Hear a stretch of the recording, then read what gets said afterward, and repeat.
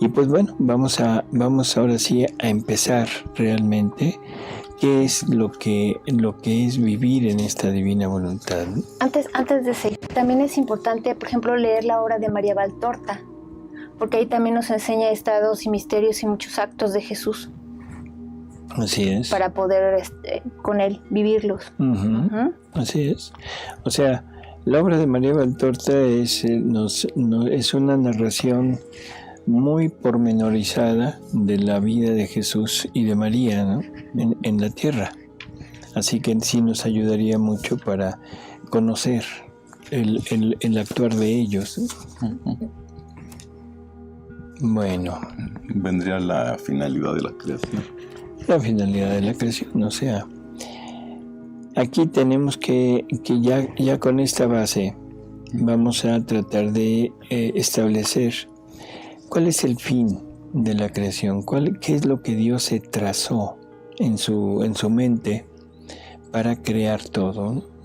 Bueno, lo primero es que la finalidad tiene que estar en él, ¿no? Tiene que estar en él forzosamente. Él no puede supeditar su finalidad a algo inferior a él. Y que ni existe. Y que ni existe. Pero digo inferior porque todo lo que él pueda hacer es inferior a él. Porque por el solo hecho de hacerlo él, ya es inferior. Él es creador y lo que él haga es criatura. Así que eso es totalmente cierto, ¿no?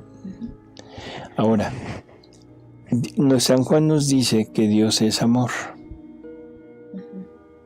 ¿Sí? El amor, ¿qué hace? Se da. Ama. O sea, ama. Y el amor en Dios es darse.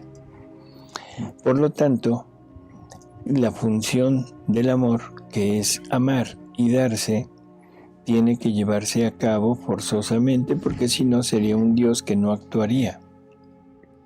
Y eso sería una imperfección en él.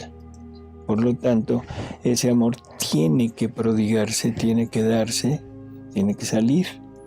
Y ese salir tiene que ser forzosamente en un ser semejante a él. No podemos pensar que Dios pueda amar a algo que sea desemejante de él, porque en primer lugar Dios no entraría en aquel ser. Dios es infinito y Dios es indivisible. Eso es otro punto que es importante. Por lo tanto, si Dios quisiera amar a un ser, el amar es darse todo. Entonces, ¿cómo puede haber un ser creado que pueda recibir todo el amor de Dios, o sea, recibir a Dios en sí? Y otra cosa, Dios quiere la correspondencia, pero la correspondencia debe ser al mismo nivel, o sea, al nivel del amor divino. Ahora Él quiere recibir amor divino. Ese es otro concepto que siempre estamos esperando que Dios nos dé. Vamos y le pedimos, dame, dame, dame. Pero nunca se nos había ocurrido que teníamos que corresponderle, nosotros también darle de nosotros. Bueno, sí, cuando le decimos te amo, cuando le decimos te adoro, en fin. Pero pensamos que el te amo nuestro y el te adoro nuestro, o sea, todo lo que hacemos, pensamos que logra satisfacer esa ansia y esa necesidad de amor y de correspondencia que Dios tiene. Y nunca nos hemos puesto a pensar en esta diferencia de naturaleza y esta diferencia de amor y de gloria, de alabanza que le podemos dar. Sin embargo, pensamos que Dios le recibe, Dios le agradece, sí, infinitamente, pero no lo satisface. No lo llena, no lo colma de esa retribución que él quería. Pero eso lo empezamos a saber apenas hasta leer los escritos de Luisa. Así es.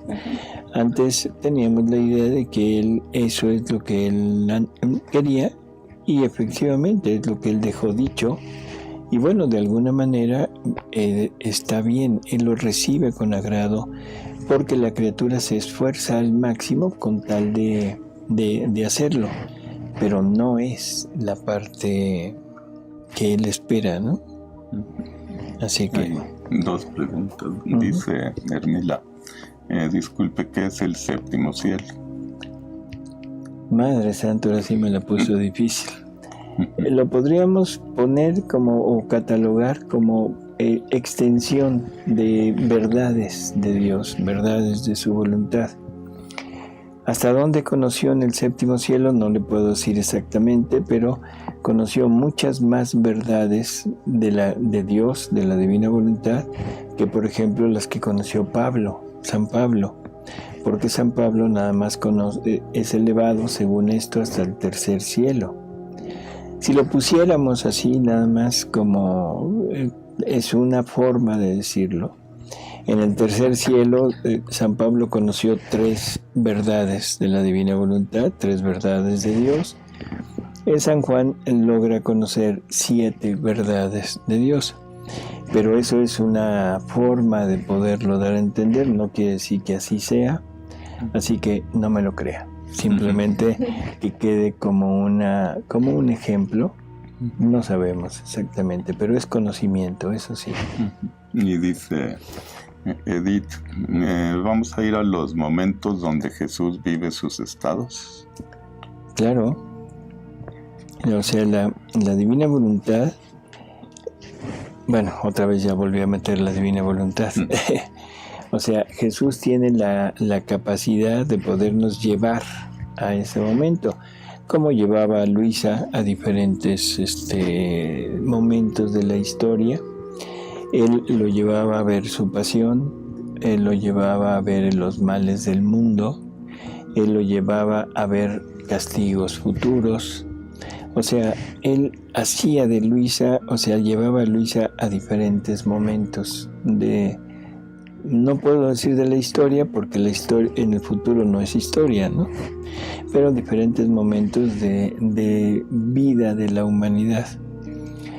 Así que sí es dentro de llevarnos con Dios, unirnos con Dios, nos podemos situar en el punto que queramos. Dice Sonia, pero a lo mejor ya quedó aclarado. Dice, Dios nos ha creado por amor, para amar. Ese es el querer de Dios, recibir su mismo amor. Así es. Le dice Jesús a Luisa, aquí sí ya es vivir en la divina voluntad. Dice, vivir en la divina voluntad es darle Dios a Dios. Y a donde yo quería llegar, o sea, con todo esto que hemos expuesto, es a que esta necesidad, le voy a poner, de naturaleza de Dios, se resuelve cuando el Verbo se hace carne. Porque el Verbo es Dios mismo, el Verbo tiene las mismas características de Dios, tiene todo, y en él puede ser expuesto todo el amor divino, y él puede pagar con amor divino. Lo único que el Padre no le da a Jesús es el acto de ser Padre. La paternidad Dios se la reserva. Y esa paternidad le viene del germen de la fecundidad divina. Esa no se la comunica al Verbo. ¿Sí? ¿A quién se la comunicará? Porque, muy bien. Porque si el Padre no se comunica todo, entonces no está amando en plenitud. Por lo tanto, eso lo tiene que poner en alguna criatura y lo pone en María. Que esa María es la segunda humanidad que Dios piensa desde toda la eternidad, junto con la humanidad suya propia, que es Jesús, y ahora piensa en la humanidad de esa madre que ese Jesús va a tener en la creación, en el lado extra de Dios, ¿no? Bueno, en fin, esa es como la meta de Dios, llegar a tener a una criatura total y absolutamente igual que Él, y poder amarla en plenitud y ser amado en plenitud.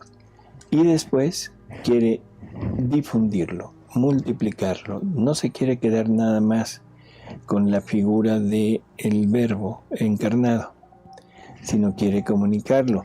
Y ahí es donde entran las palabras de Jesús: yo en ellos, tú en mí, para que ahora sí ellos formen unidad con nosotros. Y bueno, pues no entramos en el tema. Perdón. No entramos en el tema. Van a ser como 20 programas, yo creo. 20 años. No, vamos nada más a poner las bases, ¿no? Para que se entienda qué es vivir en la divina voluntad. O sea, pero ahorita era necesario como cimentar, como dijimos al principio, hacer los cimientos de este don que nos quieren dar, pero ponerlos dentro de nuestra madre iglesia, o sea, no lo podemos separar. Y como hay mucha duda, muchas, no sé, contras, entonces por eso es que decidimos empezar por aquí, que aunque quizá ya muchos de ustedes ya lo sabían, pero hay muchas personas a las que esto les va a servir porque nunca han tenido noticia de este tipo de planteamientos, ¿no? Y recordar las cosas nos da más, porque de repente pensamos que nos acordamos de todo, pero cuando lo volvemos a escuchar, así es, llenan huecos. Vienen cayendo veintes, como dicen, ¿no? Pero todo esto que está sucediendo es esa gran batalla que existe en la actualidad, que es una batalla no de personas, sino es una batalla de espíritus. Aquí es donde se cumple aquello que dijo San Pedro, que nuestra batalla no es contra el hombre, sino es contra los espíritus que pululan en el aire, los espíritus malignos que pululan en el aire. Y no se entiende de otra manera, o sea, los actos que estamos viendo son verdaderamente, no sé cómo decirlo, satánicos. Pero en la divina voluntad hará su trabajo en personas como usted, si quiere vivirla, y él tomará esos actos para ir tratando de, no sé cómo decirlo, de solucionar esto. Probablemente algunos de ustedes conozcan un pequeño escrito que se hizo hace tiempo, que le pusimos "Te atreverías". Y bueno, no está de más que lo buscáramos, o es más, lo vamos a poner en la página de Tercer Fiat. Sí está en la página el "Te atreverías". Lo vamos a poner para que lo lean. Es interesante porque es la historia de esta lucha entre el demonio y Dios. Una lucha que al principio se lleva a cabo en un campo de batalla que se llaman ángeles, y una vez que el demonio ya no es derrotado allá, ahora se lleva en un campo de batalla que se llama seres humanos. ¿Sí? Así que bueno, dice, entonces Dios quiere que seamos perfectos como Él, o sea, ser dioses. Sí, pero dioses con Dios, no dioses sin Dios, ¿sí? Dioses con Dios.